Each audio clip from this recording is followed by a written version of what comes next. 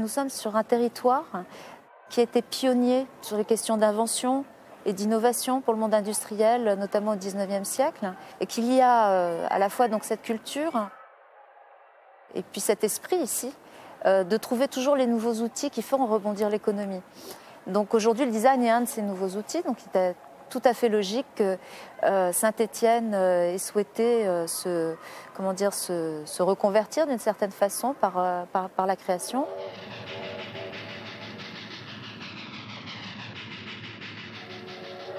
Voilà l'appartement auquel ont participé 10 écoles, 150 étudiants, presque 200 personnes pour le fabriquer. Le petit train est fait par un étudiant de la Haute École d'Art et Design de Genève. Et cet étudiant a eu l'idée que je trouve très très pertinente de dire ça va être le lieu où on voit avec du recul l'appartement géant. Puisqu'il est géant, c'est une vallée, c'est une ville qu'on survole. Et ce projet est intéressant parce qu'en même temps il a un succès populaire total. À ma droite, il y a des arbres en carton, c'est un projet de l'école de Reims. Partant du mobilier, ils ont l'idée de faire une sorte de forêt clairière, que je trouve très réussi parce qu'ils l'ont fait avec des moyens extrêmement simples, avec du gros carton.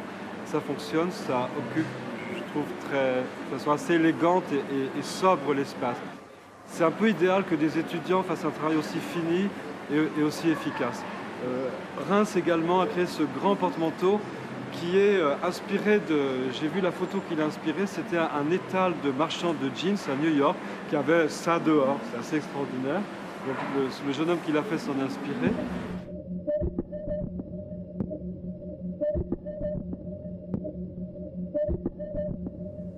Des étudiants de l'école des Beaux-Arts de Lyon ont transformé dans 5 ou 6 lieux de la halle ces bouches d'aération en zone où on peut s'asseoir et écouter des choses complètement surprenantes, des sons, des paroles, etc.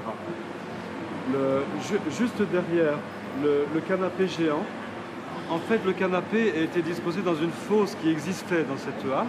On a rempli tout ça. L'étudiant qui est caché au fond, Sébastien, qui est de notre école, a complètement imaginé ce canapé. Il a rempli des vêtements de Watt, il en a fait quelque chose de très joyeux. Le canapé a trop de succès.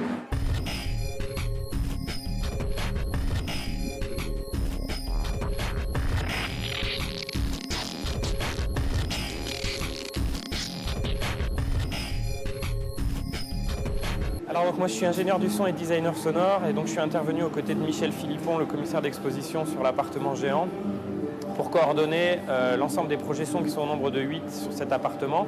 Donc il y a le lieu de diffusion de la bonne musique, l'appartement virtuel derrière lequel on est, le projet de 3e étage qui inclut l'appartement géant dans un quotidien sonore avec des voisins, avec les voisins du dessus.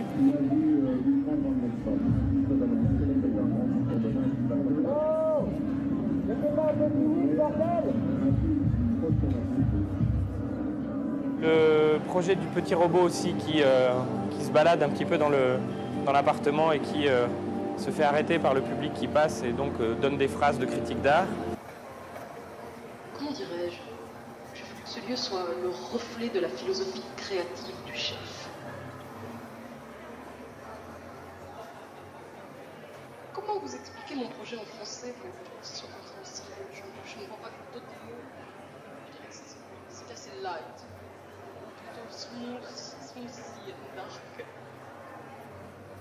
Il y a le projet de Bordeaux aussi, mais qui est un petit projet un peu plus autonome au niveau de la diffusion puisqu'ils sont avec des casques.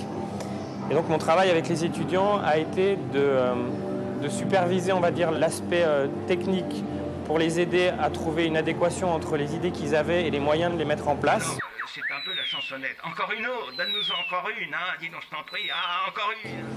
Et d'un point de vue artistique, sur ce qu'ils avaient à raconter au niveau du fond, de pouvoir les aider, de servir un petit peu de catalyseur sur la création des bandes son.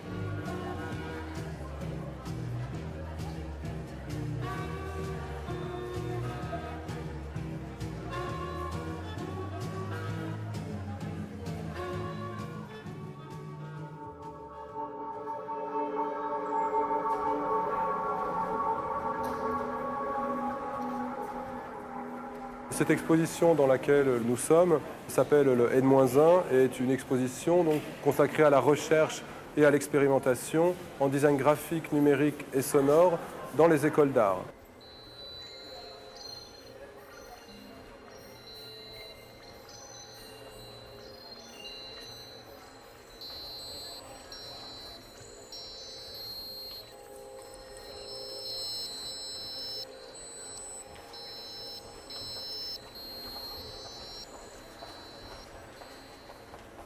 4 projets de la Fachhochschule de Düsseldorf, donc projets qu'on a sélectionnés, qui ont 2 points communs. Ce sont donc tous des projets qui travaillent sur la question du passage de la 2D à la 3D, de l'image à l'objet, à partir donc de technologies numériques et de technologies de prototypage rapide ou d'impression 3D. À partir de la trajectoire d'un cube d'un cube réel qui est lancé, on enregistre sa trajectoire, on la numérise et à partir des résultats de cette numérisation, on est capable de reproduire par ordinateur les objets qui sont ici. Donc ça c'est un projet de Fabrice Sabatier qui est le diplômé de l'École supérieure d'art et design de Saint-Étienne. Il a fait d'abord une cartographie des formes littéraires brèves dans laquelle on peut se déplacer. Et donc vous avez l'épitaphe, l'épigramme, le madrigal, la pointe, etc. Donc on peut se déplacer là-dedans. Ensuite, vous pouvez, quand vous cliquez sur un prénom, vous engendrez donc une forme brève, donc un énoncé qui est à la fois très bien écrit, généralement assez drôle, et il y a autant d'énoncés qu'il y a de prénoms. Il a produit cet outil et puis des cartes postales en fait, où vous avez la série de toutes les formes brèves correspondant à chaque prénom.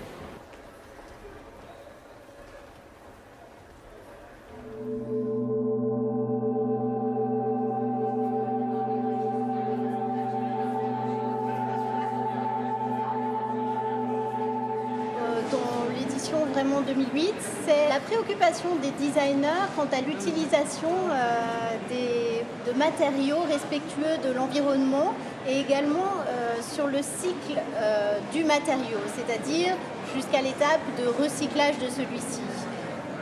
La lampe pullover est une très belle lampe en fait, sont des LED qui sont connectés à de la fibre optique. Elle fonctionne vraiment comme un pull à col roulé. Pour avoir une intensité plus ou moins importante de lumière, il suffit de déployer ou de refermer l'objet. Elle est faite en silicone, donc on a une très grande souplesse au niveau de la manipulation, mais également ça permet en fait un recyclage thermique qui est sans conséquence pour l'environnement. Par ici, le designer parle en fait de l'abat-jour le plus petit du monde, puisqu'en effet, on greffe directement celui-ci sur l'ampoule. C'est un travail qui est réalisé par des femmes en Afrique, puisque le designer vit en Afrique et participe régulièrement au Biennale de Dakar.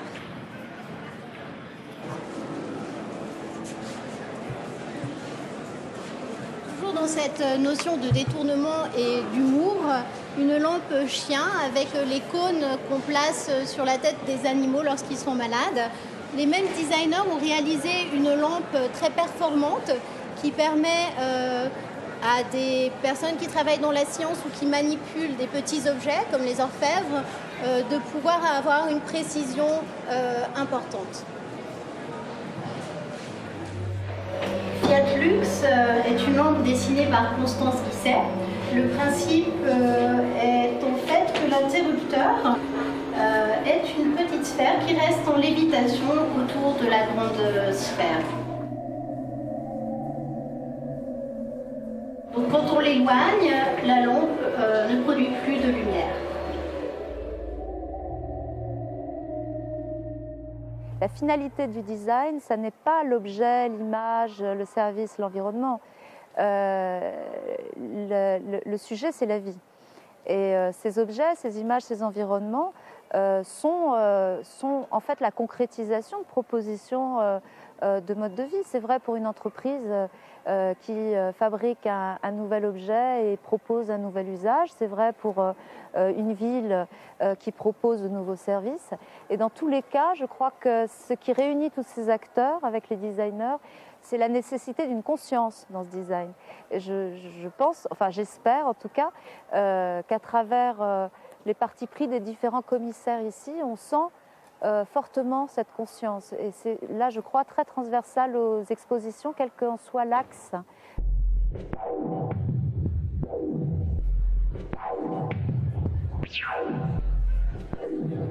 L'innovation est vraiment caractérisée dans cette série de prothèses qui commence à être bien connue puisque c'est une prothèse qui est adaptée pour la course et puis la pratique de l'athlétisme. J'essaye de développer toute une gamme d'objets finalement sous le terme générique de penser autrement, penser comme le pansement. Et finalement, ce projet global Penser autrement regroupe une dizaine de sous-projets qui touchent directement le soin des enfants, l'imaginaire de la reconstruction corporelle, physique et puis mentale. Donc je travaille avec des psychologues, des pédopsychiatres sur l'imaginaire du corps en reconstruction. Donc c'est vrai que c'est toutes les thématiques de greffe, de prothèses, de déconstruction, de reconstruction qui apparaissent dans mes projets. Et c'est pour ça que j'utilise aussi des matériaux proches de l'enfance. Ce projet qui est exposé donc, sur le site se nomme la fabrique de cœur, très justement puisque ces objets sont assez nombreux. Et c'est un projet qui est en partenariat avec Emmaüs, à partir de peluches qui ont été récupérées. J'organise des ateliers de reconstitution de cœur qui sont en fait des objets très symboliques de tous ces questionnements de la greffe, de la transplantation, puisque lors de ces ateliers, les enfants sont invités à reconstituer des formes un peu imaginaires, mais inspirées du cœur anatomique, souvent en présence de personnes greffées ou d'associations de transplantation. C'est toujours un dialogue sur ces thématiques-là.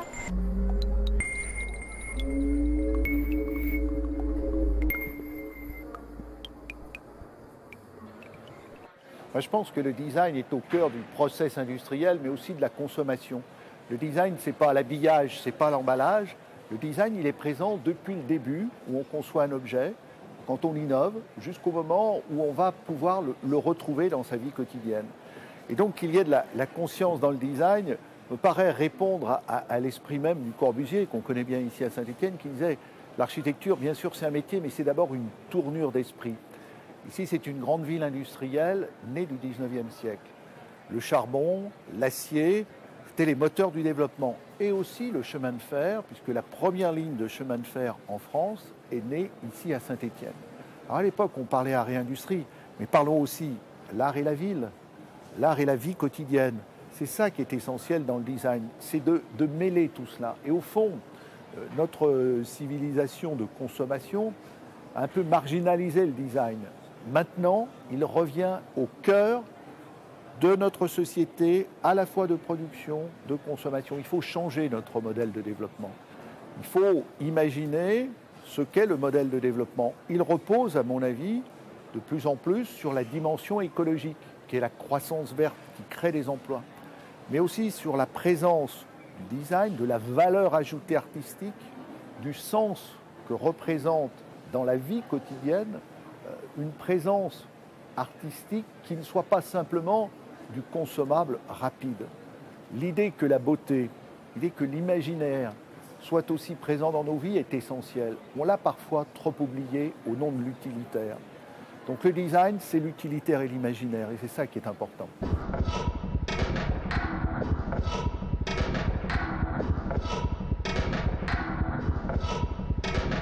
On essaye de faire toujours des innovations, justement sur le design durable, sur les concepts de design durable. Et on a commencé ça en 2002, et maintenant, seulement maintenant, après 6 ans, qu'on commence à obtenir le résultat. Le résultat, quels sont les résultats? Les résultats sont, premièrement, avoir une interface très proche avec le consommateur. On est une compagnie de production, plus ou moins 160 millions de paires par an. Et maintenant, on commence à obtenir ces résultats qui sont l'économie de matériel, énergie, et principalement pour pouvoir faire des investissements sur le social et sur l'environnemental. On a 22 000 personnes qui travaillent au Brésil, à Grandene. Et nous, les designers, on a une responsabilité sociale beaucoup grande, très grande, parce qu'on a la responsabilité de maintenir l'emploi de tous ces gens-là et de satisfaire tous les désirs de consommation, mais d'une forme, d'une manière durable. Mais on travaille basiquement avec une équipe, avec d'architectes, ingénieurs, poètes, et designers aussi, des stylistes de mode. Et c'est pour ça qu'on a, je crois que vraiment que c'est pour ça qu'on a de bons résultats au marché et à l'innovation industrielle. Nous sommes bien dirigés sur l'innovation aussi de processus industriels par le design. L'opportunité d'être à la Biennale, c'est de partager quelques expériences qu'on a. On est toujours en essayant de faire des choses différentes, mais bien focalisées sur les nécessités du marché. Et on travaille beaucoup, comme j'ai dit, pour la production industrielle. Et ici, à la Cité du Design, c'est exactement l'opportunité qu'on voit d'avoir une richesse comment on dit, d'échange, d'informations, et aussi d'écouter ce que toutes les personnes disent. Oh, ah bon, c'est bien, oh, je n'aime pas, mais j'aime beaucoup, etc. Mais c'est justement l'opportunité, comme on dit, de donner la face à battre pour apprendre plus.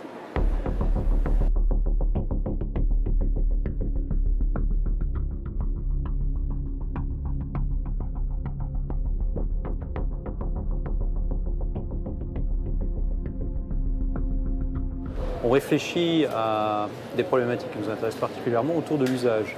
Et là, en l'occurrence, ce projet, c'est un projet qu'on a appelé Osselet.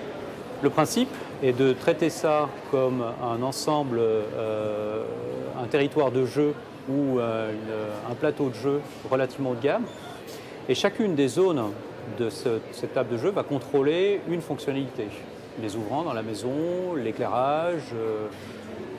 Les osselets eux-mêmes ont chacun sont des commandes qui vont donc interagir sur une des zones de la maison. Celui-ci va donc faire la variation. Le principe est donc qu'on va pouvoir le faire varier et faire varier par exemple la lumière ou le son. Celui-ci est la commande et celui-ci va être un curseur qui va permettre de sélectionner des sous-fonctions ou dans un menu un certain nombre de choses. L'idée avec ce concept est d'essayer de faire en sorte qu'on arrive à contrôler son environnement de manière très simple, ludique. C'est clair que ce qu'on a essayé de mettre en avant, c'est une technologie pour tous, une technologie accessible tant aux personnes âgées qu'aux petits. C'est une possibilité et une capacité de contrôler des fonctions relativement complexes de manière très fluide, de manière très ludique. Et ça, pour nous, c'est l'accessibilité pour tous.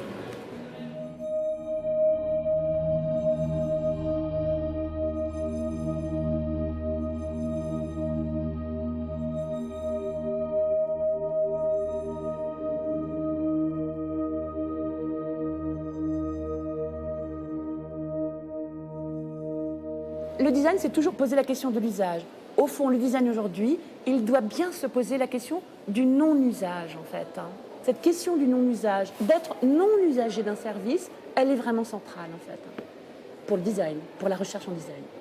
Quel est l'intérêt, finalement, de ces objets, de ces services dans le monde contemporain?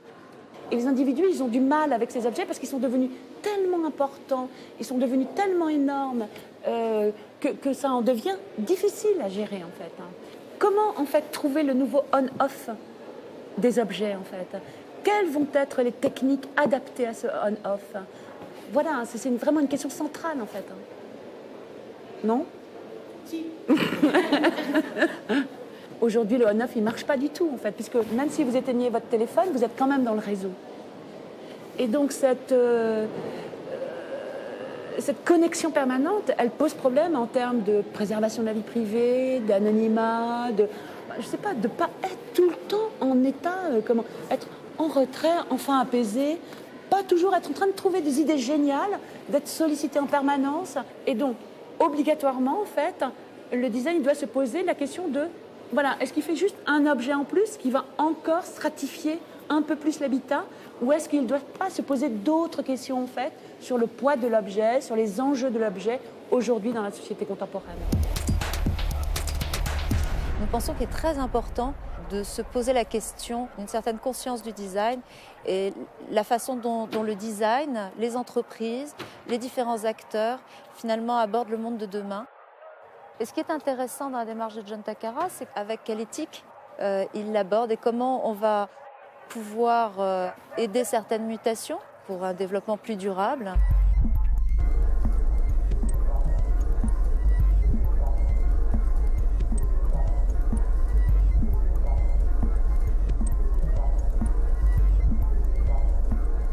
Au centre de City Ecolab, on a le terre et l'eau. Et l'idée, c'est repenser la ville, pas les bâtiments, les autoroutes, les gares, les stations, mais avec les ressources naturelles, la terre et l'eau.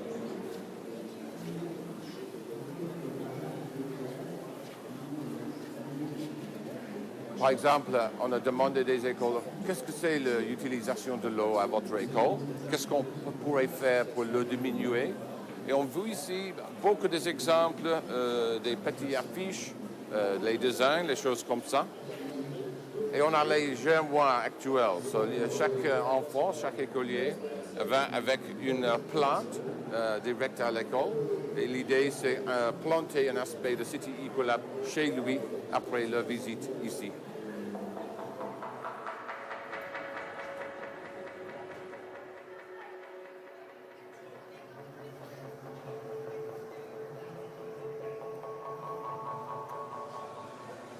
On parle beaucoup ici à City Ecolab sur l'idée de démotorisation. Comment distribuer les objets partout la ville sans les camions, les camionnettes. On a ici une variété de vélos utilisés pour la distribution des choses, mais pas seulement les objets qui sont les objets pour design, mais aussi une nouvelle société, une nouvelle entreprise qui s'appelle les coursiers verts. La Poste, par exemple, chaque jour en France, la Poste distribue 5 millions de paquets. La Poste a dit qu'il faut faire cette activité, 5 millions de paquets par jour avec zéro émission, par 2012, je crois. Et on a ici un exemple d'un véhicule de la Poste, un prototype. Et l'idée, c'est comment combiner cette sorte de véhicule avec les autres, avec les vélos, avec les piétons.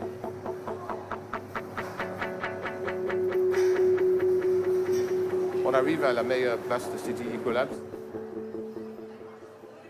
C'est la cantine, 80 km. Le nom, c'est parce que dans la loi de France, 80 km, c'est le maximum on peut transporter les alimentations sans réfrigération. On a travaillé ici à City Ecolab avec M. Bernard Thévenot, un cuisinier avec beaucoup d'expertise, énergie sur la question comment améliorer les contacts entre les producteurs locaux et les endroits comme ça. Il a fait cette cuisine, cette cantine pour City Ecolab, seulement avec les producteurs de la région. Bonjour Bernard. Je m'excuse avec une interruption. Oui, c'est quoi? Ah, mais, oh my God. Les fromages aux artisans, ça affine le goût du fromage. Chaque jour, M. Thévenot arrive avec une surprise incroyable. Aujourd'hui, c'est les fromages. On a les plantes, les menus. Chaque jour, chaque minute, c'est quelque chose de différent. Et on a découvert les exemples merveilleux des producteurs de cette région. Ah oui, pas bien connus à tout le monde. Non. Oui. Non. Et c'est inspirant à nos visiteurs, je crois. Voilà, on espère. Merci, Bernard. Okay. De rien.